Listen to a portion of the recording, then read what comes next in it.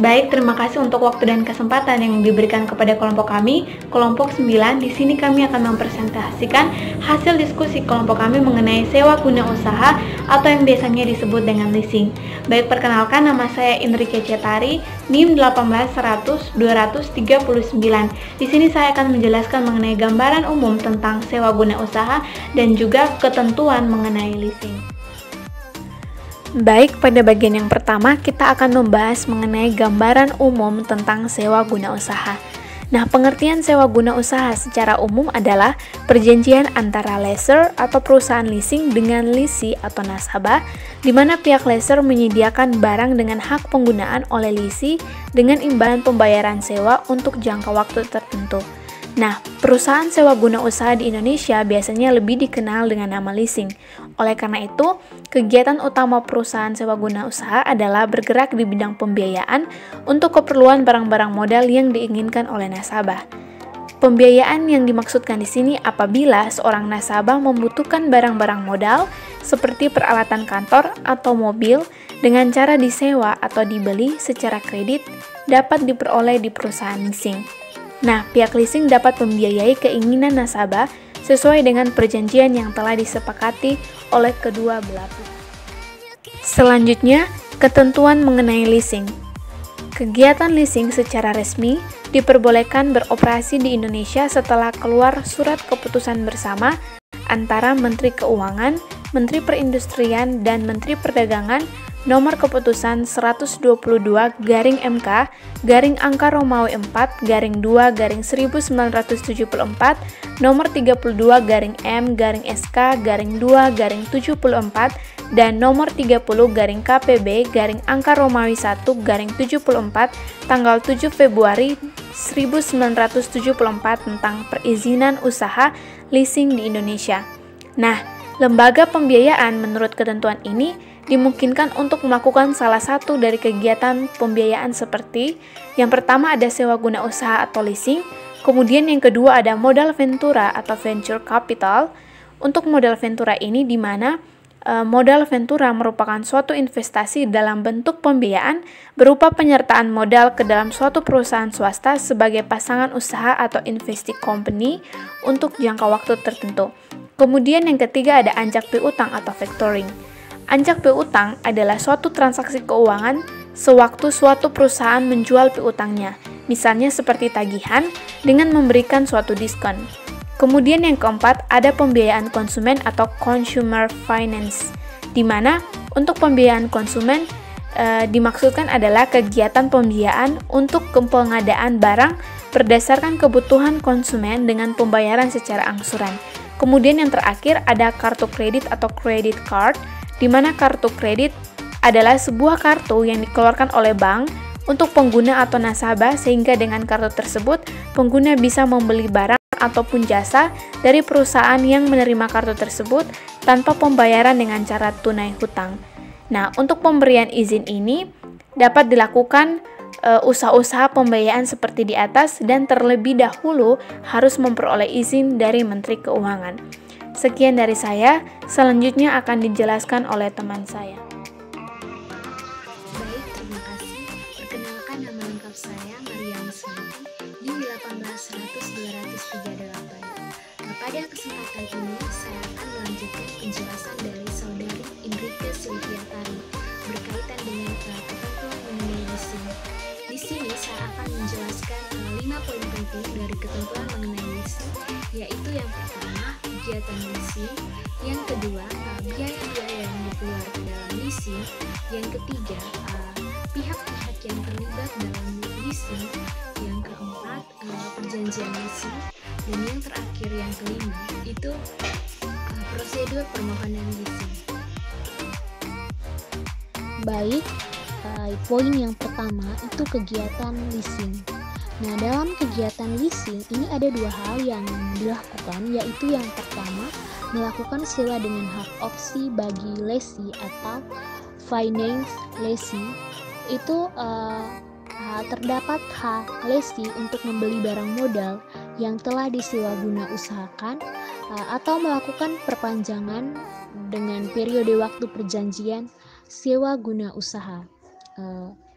Jadi dengan adanya hak opsi tersebut itu memberikan kesempatan kepada lesi untuk memberikan barang modal yang disewa yang pada akhirnya terjadi kepemilikan maupun perpanjangan periode perjanjian sewa tersebut. Kegiatan yang kedua yang dilakukan dalam kegiatan leasing itu melakukan sewa guna usaha dengan hak tanpa opsi atau operation finance.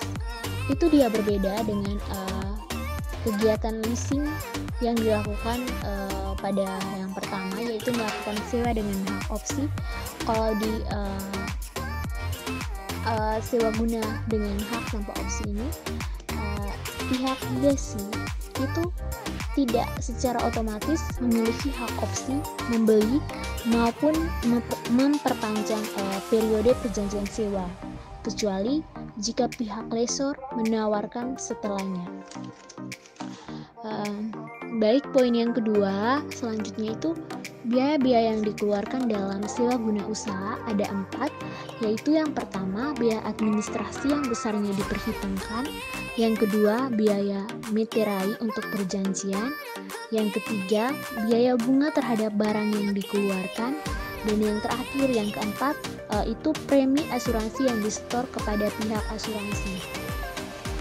Di antara biaya-biaya yang dikeluarkan tersebut, perolehan biaya bunga merupakan yang terbesar, sehingga keuntungan yang diperoleh pun terbesar dari bunga yang dibebankan kepada para lesor tersebut.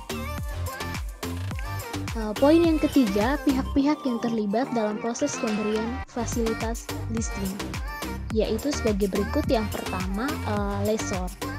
Lesor itu merupakan perusahaan leasing yang membiayai keinginan para nasabahnya untuk memperoleh barang modal.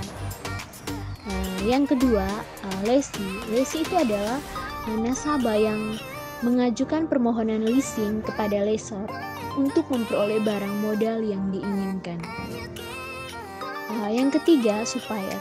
Supplier itu pedagang atau penjual yang menyediakan barang yang akan di-leasing sesuai perjanjian antara lesor dan lesi. Dalam hal ini, lesi dikenakan biaya asuransi, dan apabila terjadi sesuatu, maka perusahaan akan menanggung risiko sebesar sesuai dengan perjanjian terhadap barang yang di-leasingkan. Poin yang keempat itu perjanjian leasing. Nah, kalau untuk perjanjian leasing ini itu perjanjian yang dibuat antara lesor dan lesi disebut dengan lessee agreement. Itu di mana dalam perjanjian tersebut memuat kontrak kerja bersyarat antara kedua belah pihak, lesor dan lesi. Kontrak yang dibuat secara umum itu memuat yang pertama itu nama dan alamat lesi, yang kedua jenis barang modal yang diinginkan, yang ketiga jumlah atau nilai barang yang di-leasingkan, yang keempat syarat pembayaran, yang kelima syarat-syarat kepemilikan atau syarat lainnya, dan terakhir itu sanksi-sanksi apabila lesi mengingkari perjanjian tersebut. Jika seluruh persyaratan itu sudah disetujui, maka pihak lesor akan menghubungi supplier untuk menegosiasi barang dan menghubungi pihak asuransi untuk menanggung risiko kemacetan pembayaran oleh lesi. Dalam praktiknya biasanya itu sebelum nasabah mengajukan permohonan ke perusahaan leasing, itu pihak lesi terlebih dahulu melakukan negosiasi dengan suppliernya, kemudian barulah mencari perusahaan leasing yang menjadi lesornya. Poin yang terakhir, yang kelima, itu prosedur permohonan leasing. Untuk prosedur permohonan leasing ini, setiap permohonan yang diajukan oleh pihak lesi itu haruslah langsung ke pihak lesor, baik secara lisan maupun tertulis. Kemudian oleh pihak lesor akan dipelajari secara saksama sehingga pada akhirnya nanti tidak akan merugikan pihak lesor akibat terjadi kesalahan analisis. Biasanya dalam praktiknya, setiap permintaan fasilitas leasing oleh lesi itu prosedur dan persyaratan yang ditetapkan oleh perusahaan leasing berbeda antara satu dengan yang lainnya. Hal ini sesuai dengan kepentingan perusahaan leasing itu sendiri, dan secara umum memang ada prosedur dan persyaratan yang sangat berbeda. Baik, mungkin itu saja yang bisa saya jelaskan mengenai 5 poin dari ketentuan mengenai leasing. Baik, saya akan melanjutkan dari pemateri Liswanti. Perkenalkan, nama saya adalah Christian Natasha Kelang, NIM 1812045. Di sini saya akan menjelaskan tentang jenis-jenis dari leasing. Yang berikut adalah jenis-jenis perusahaan leasing. Setelah kita mengetahui kegiatan-kegiatan yang dilakukan oleh perusahaan leasing, maka selanjutnya dapat kita bagi perusahaan leasing menurut jenis-jenis usahanya. Jenis perusahaan leasing dalam menjalankan kegiatannya dibagi ke dalam 3 kelompok, yaitu yang pertama adalah independent leasing. Merupakan perusahaan leasing yang berdiri sendiri, dapat sekaligus sebagai supplier atau membeli barang-barang modal dari supplier lain untuk dilisikan. Yang kedua adalah captive lessor. Dalam perusahaan leasing jenis ini, produsen atau supplier mendirikan perusahaan leasing dan yang mereka lisikan adalah barang-barang milik mereka sendiri. Tujuan utamanya adalah untuk dapat meningkatkan penjualan sehingga mengurangi penumpukan barang di gudang atau toko. Yang ketiga adalah lease broker. Perusahaan jenis ini kerjanya hanyalah mempertemukan keinginan lisi untuk memperoleh barang modal kepada pihak lessor untuk dilisikan. Jadi dalam hal ini, lease broker hanya sebagai perantara antara pihak lessor dengan pihak lisi. Sekian penjelasan dari saya, terima kasih.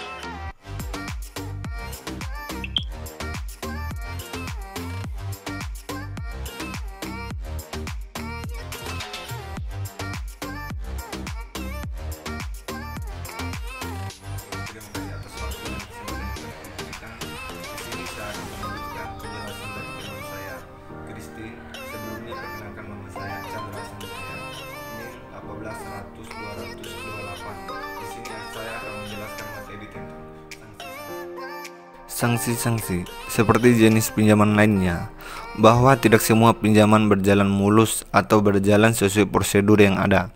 Sekalipun sudah melalui prosedur yang benar, hal ini disebabkan oleh banyak faktor.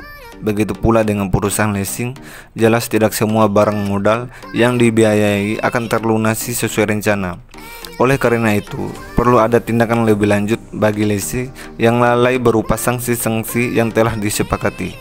Sanksi-sanksi yang diberikan oleh pihak lessor kepada pihak lese apabila lese ingkar janji atau tidak memenuhi kewajibannya kepada pihak lessor sesuai perjanjian yang telah disepakati adalah sebagai berikut.